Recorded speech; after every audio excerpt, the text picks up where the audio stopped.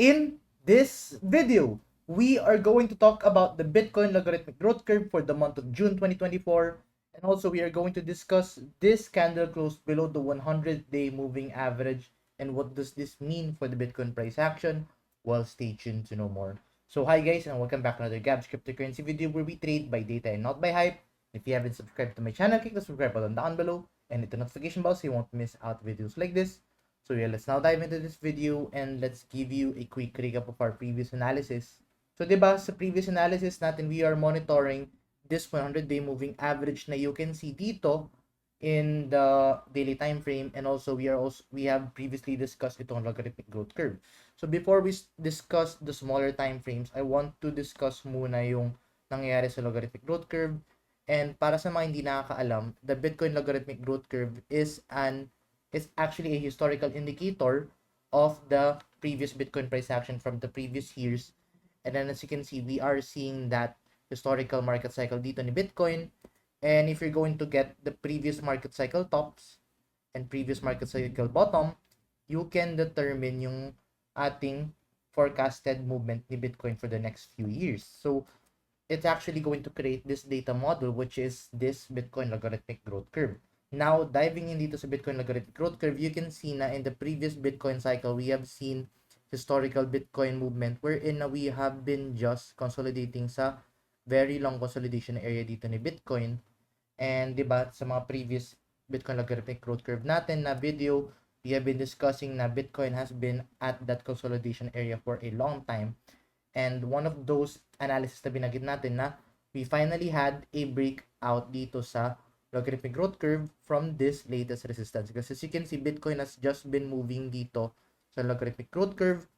And the moment na magkaroon tayo dito ng breakout with volume, then we can actually see Bitcoin go up way higher than the $75,000 area.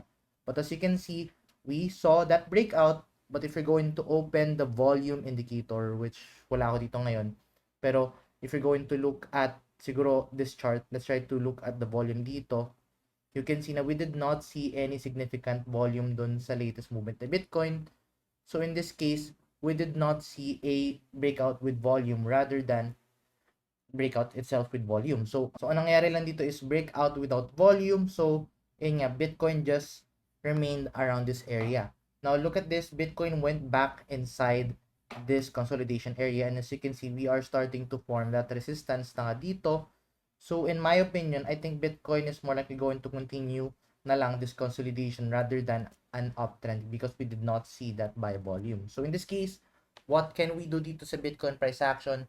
I think the best thing that we can do is to wait for this one and then just add some buy orders along the way, maybe around the $58,000 and around the $50,000 because as you can see, those are the possible areas wherein the lower regression band would actually cross dito. So in this case, those are good buying opportunities for the long term sa spot wallet. So ayun, so right now what we are seeing dito is Bitcoin might just go back and consolidate dito and just move sideways na umakit ng paunti-unti, but at the same time we might see some Bitcoin sideways price action and somewhat na pagbagsak ni Bitcoin.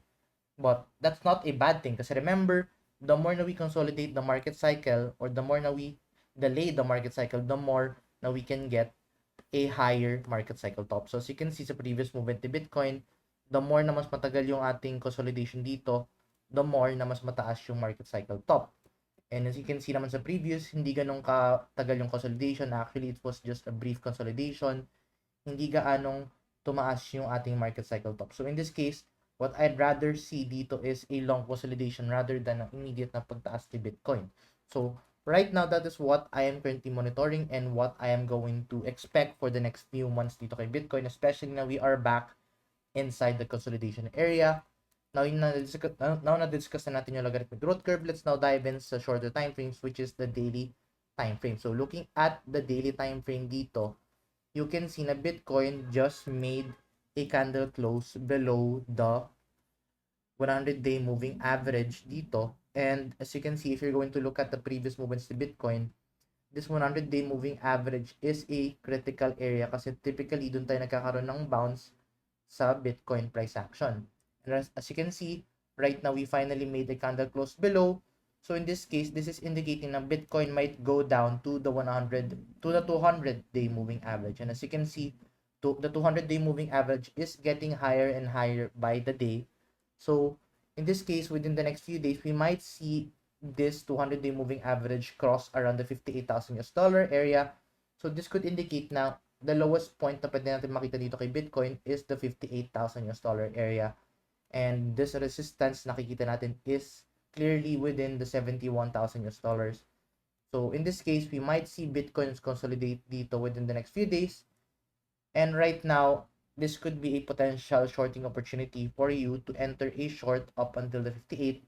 Just remember to place a trail stop lang along the way if ever na bumagsak pa tayo lalo.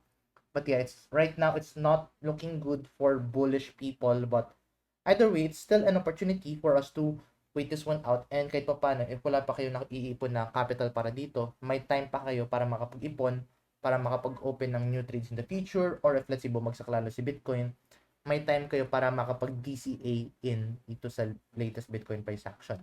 So right now, there are a lot of opportunities in the market. It's just the way how you are going to open a new strategy dito sa crypto market. So I think na if let's say you are going to open dito, I'd rather take this time na pag-aralan muna ano yung mga iba't ibang indicators na pwede nyo aralin. And luckily for you, meron tayong Gab's Crypto 101 playlist. Meron tayong tutorial videos on how to do different analysis based on different indicators. You can actually find that Gab's Crypto 101 playlist in the description down below. And also, if wala pa kayo account with BYBIT and if you want to start opening a trade, make sure to use our sign up links na you can find in the description down below. Of course, meron tayong mga bonus dun sa ating sign up link. So, make sure to use that sign up link na you can find in the description down below. So, yeah, going back dito, 58,000 is the lowest point na what I can expect dito kay Bitcoin. And other than that, I don't think na may pwede pa tayong expect dito with the Bitcoin price action. I think this is just a consolidation. It's a very big consolidation, but let's try also to look at the 4-hour time frame. So 4-hour time frame, you can somewhat see na we are somewhat forming a short-term bullish divergence dito. And this can actually be a good thing if let's say na itong bullish divergence mag-play out siya. Even though na nag-breakdown na tayo sa 100-day moving average, if let's say this bullish divergence started playing out, then of course, make sure to add a trail stop or stop loss dun sa inyong short position. And ayun nga, we are already below dito.